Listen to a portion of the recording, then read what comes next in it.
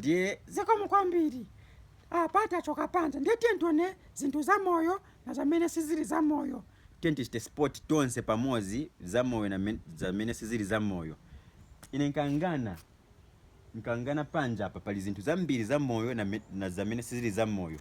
Mtengo uyu ni wamoyo. Waiti kambati mtengo ni wamoyo ukula ndiponso upema. Nanga uyu mpando uyu ni wamoyo olo si wamoyo?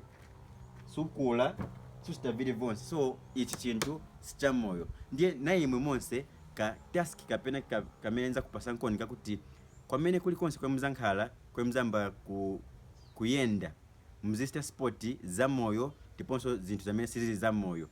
For example, kapena chisanzo kanthu aka kikaenda apa ungakaone kajani kamoyo ndiponso kamakula nchimozimozi na ife vanthu.